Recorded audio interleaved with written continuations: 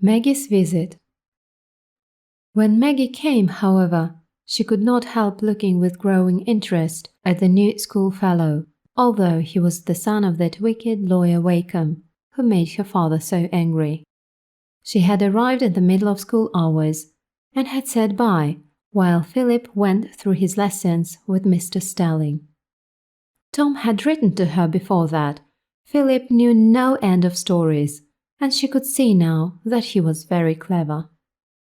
"I think Philip Wakem seems a nice boy, Tom," she said. "He couldn't choose his father, you know, and I've read a very bad man who had very good children, as well as good parents who had bad children. And if Philip is good, I think we ought to be more sorry for him because his father is not a good man. You like him, don't you?" "Oh, he's a queer fellow," said Tom. "He's cross with me now because I told him his father was a rascal, and had a right to tell him so, for it was true. And he began it, calling me names." In the afternoon, the boys were at their books in the study, preparing their lessons. "I say, Maggie," said Tom at last, shutting his books. "I've done my lessons now. Come upstairs with me." "What is it?" said Maggie when they were outside the door. "It isn't a trick you're going to play on me now?" "No, no, Maggie," said Tom. "It's something you like ever so much." He put his arm round her neck, and she put hers round his waist, and they went upstairs. "I say, Maggie, you must not tell anybody, you know," said Tom, "else I shall get 50 lines. "Is it alive?" said Maggie. "Oh, I shan't tell you," said he. "Now you go into that corner and hide your face, and you mustn't scream." "Oh, but I shall if you frighten me."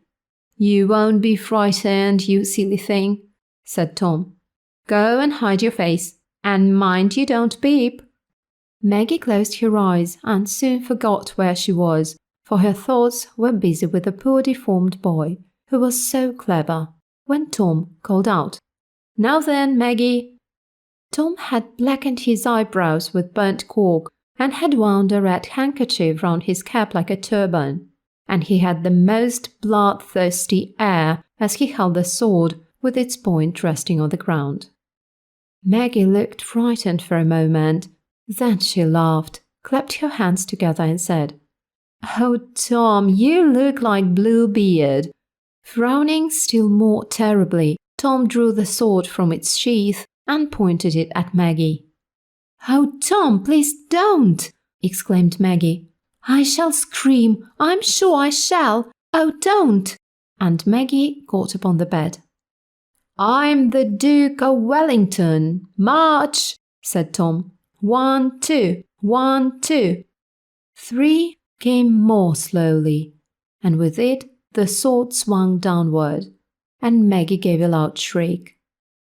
The sword had fallen, with its edge on Tom's foot, and in a moment he had fallen too. Maggie leaped from the bed, still shrieking, and immediately there was a rush of footsteps toward the room. Mr. Stelling was the first to enter. He found both the children on the floor. Tom had fainted, and Maggie was shaking him by the collar of the jacket, screaming with wild eyes. She thought he was dead, poor child, and yet she shook him as if that would bring him back to life.